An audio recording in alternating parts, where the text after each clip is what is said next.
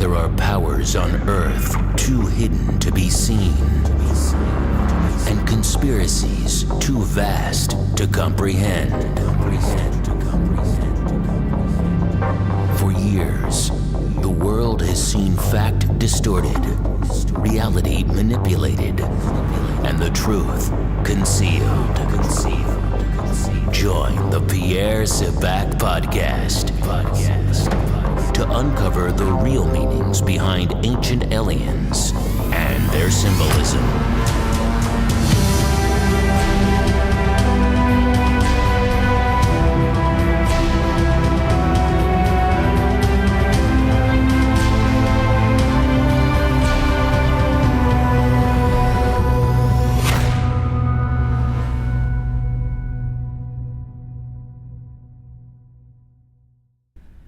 Hi, this is Pierre Sebac, unlocking the keys to the mysteries. Now, there's been numerous times throughout my videos that I've referred to the classical tradition, and so I thought it would be only really fair for me to try and break down what the classical tradition is and try and go into a little bit more detail of what I actually mean when I'm referring to classics. So if we go back then into the Latin etymology, classis, which is quoted from the Oxford English Dictionary, it really means a division of the Roman people, a grade or a class of pupils. Okay, so that's the term of where it originates from the Latin, but of course it's a much older word. Now, the terminology is really an occult. It is based upon an occult tradition. So therefore the word classis is polymorphic, and in this respect it appertains to a fleet, an army, or a political class. Now this political class is one who is born from a boat, which is angelic, and we can see therefore that this class is separate and it's dependent upon the naval tradition.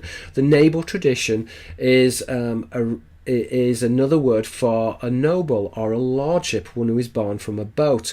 So therefore the classical tradition refers to the angelic tradition, and therefore classis in this respect is denoting a fleet or a class.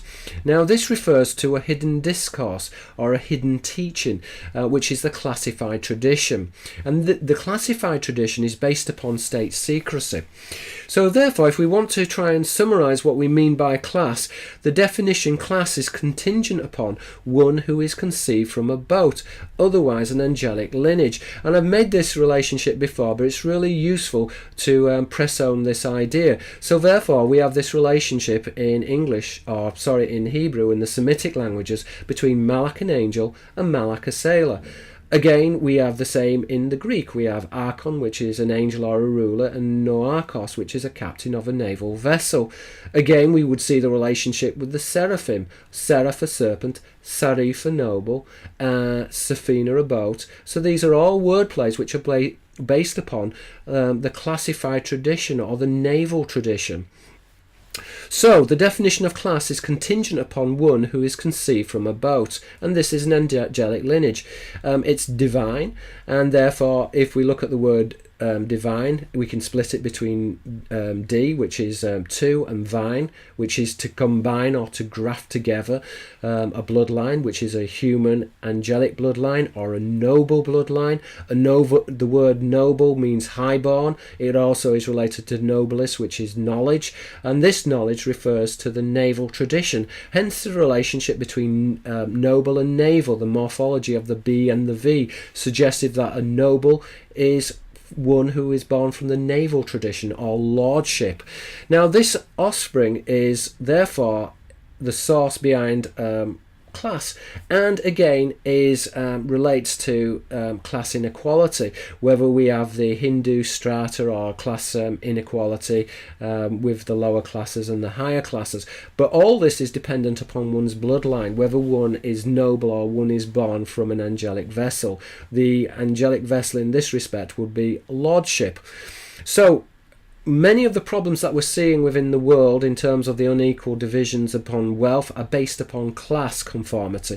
These ideas are cross-cultural and they intersect all areas of society, and this division is originating from the division between humanity and those who are born of a boat. Now, This obviously then goes into classical knowledge, and this is therefore, we can deem this as the classification of knowledge. So knowledge is very much compartmentalized, and this pertains to the knowledge of angels.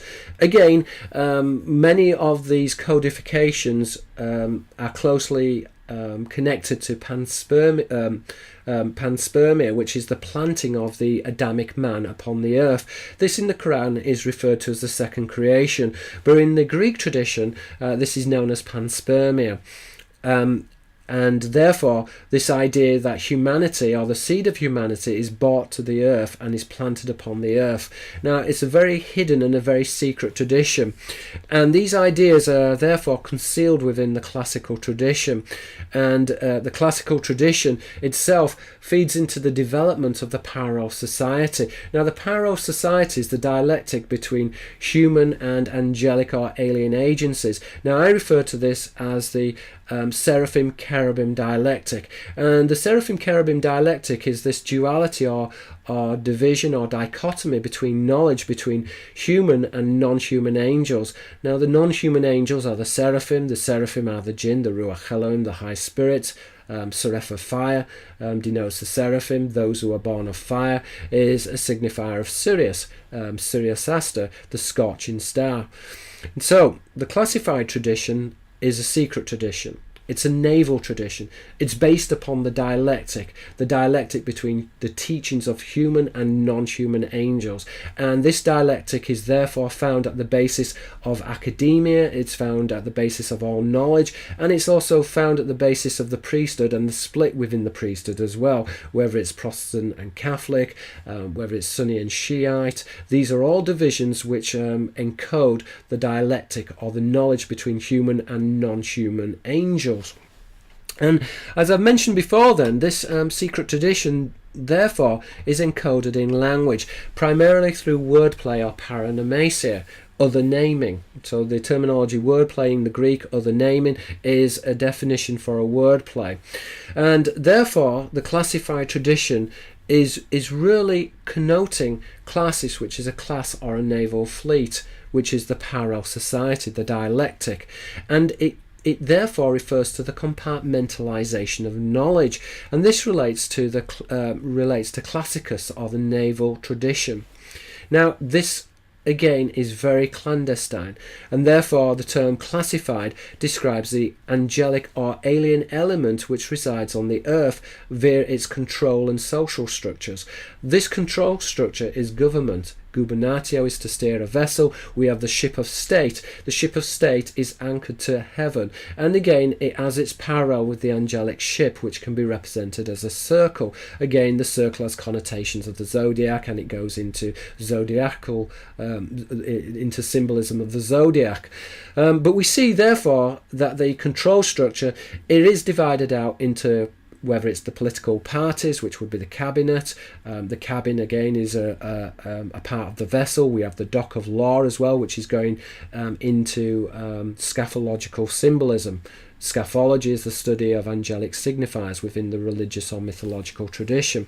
So in many respects, the political system or the parallel system, and we have this bicameral or biparallel system of politics. We have the upper house, which encodes the lordship or the angelic lineage. The Elohim are the high ones, so we have the upper house, and then we have the lower house, which denotes commons. Again, the word commons comes from the etymology of hairy, which in this respect is referring to the human lineage.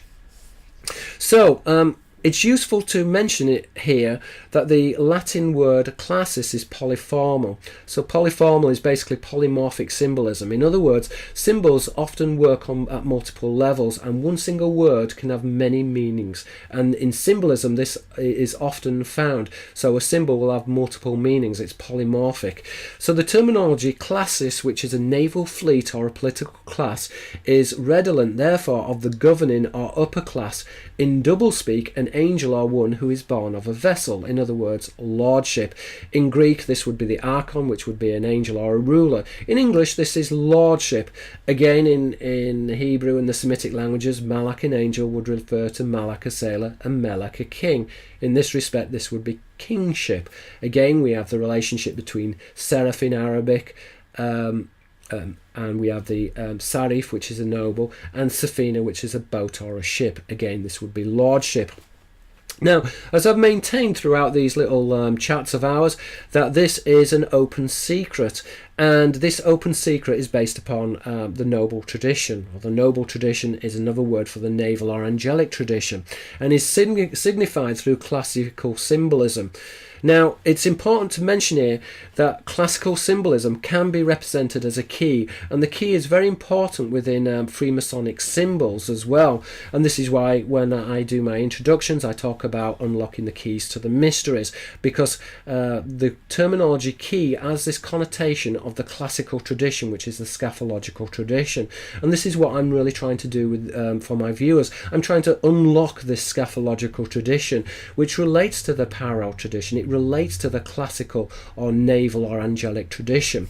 So in the Greek we have kleis, which is a key, and it's the key is a connotation, or is used to connote the classified tradition.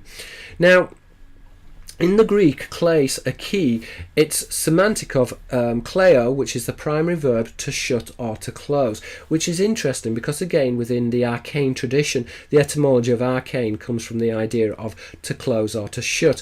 And as I've made reference before in my video on the arcane tradition, the arcane tradition is another word for the archontic tradition, or the tradition relating to the archons. Now, the archons themselves relate to olkas, which is a large vessel, or in the Latin arch, which is a vessel or is a large ship. So kleo is the primary verb to shut, and it comes from the etymology of kleis, which is a key.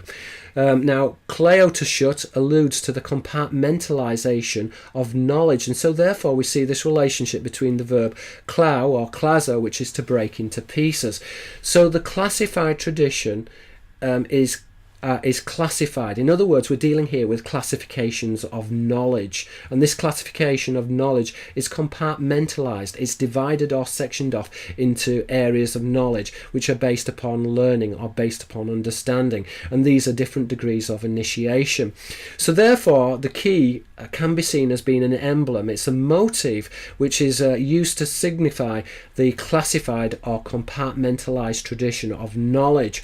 And again, it's very interesting because when we look at the key and the lock in the ancient world was created from a number of cogs or wheels. So the key again connotes the opening wheels through the lock and key. The lock in this respect would be the opening wheels. The wheels are the key to heaven, which unlocks the gates to heaven. So the key, therefore, has this scatological connotation. It really relates to the naval convoy or the naval fleet. In this respect, the naval fleet would be the angelic host. Remember, in the Bible, Yahweh Sabaoth is the Lord of the host. Sabaoth, host, is related to Sevet, a naval crew. Again, we have this relationship with Teva, which is an ark or a vessel. So the key holder is one who holds state secrets, and this goes back to the classical tradition, which is classified, and it relates to class, which is the angelic class, or those who are born of a boat. They represent their bloodline with the shield, because in the Greek we have the relationship between opulon, which is a shield, and pleon, which is a boat. The shield would be adorned on the outside of the boat, and the angelic boat is represented as a circular shield. Again, it has this connotation of the angelic host, because the shields were used in warfare as projectiles, and so the projectile or a flying shield connotes the angelic host, which in the Judaic traditions is often represented as the opening wheels, but also in the Judaic traditions the opening wheels are also represented as shields. So if we look therefore at the angelic or classical tradition and the classification of knowledge, if we break down the etymologies, I'm just going to summarize them for you, and then you can see the relationships for yourself. So the angelic tradition is the classical tradition, and this is the classification of knowledge. Now, the classical tradition is also known as the naval tradition or the angelic tradition, and this is top secret. It is classified, and that which is classified relates to classis, which is a fleet. As we said before, the word is polymorphic, so it also relates to an army or a political class. Now, it also relates to that which is classical, which means naval, or that which is long-standing. Now, this tradition is long-standing. It goes back thousands of years and is based upon class. Now, class is a person's upbringing. In other words, whether one is born of a boat, whether one is an angelic class or not, or whether one is common. That basis of lordship or nobilis, which is highborn, or nobilis, which means knowledge, but in this respect is etymological to noble and naval, which is lordship, relates to that which is classified, that which is secret. And this secret tradition is classified and is therefore compartmentalized. It's classified, or there are classifications of knowledge. It is split up, it is divided, it is partitioned, and therefore classis literally means that which is breaking. It is a compartmentalized tradition, and this compartmentalized tradition can be symbolized with a key to knowledge, which is the locking key. The locking key in this respect is used as a signifier to denote the opening wheels, because the ancient locks used a series of interconnecting cogs. The interconnecting cogs are used to represent the opening wheels, or the angelic host within the biblical and classical traditions. So that's basically a summary of the classified tradition. I hope you've enjoyed this video. Again, I would ask that you please pass along these videos, and please try and get these videos out to as many people as possible, because this is very important information. Okay, thank you for listening. This is Pierre Sabak. If you've enjoyed this video, then please give my video a thumbs up. Thank you for listening. Let's make this a better world. Thank you very much.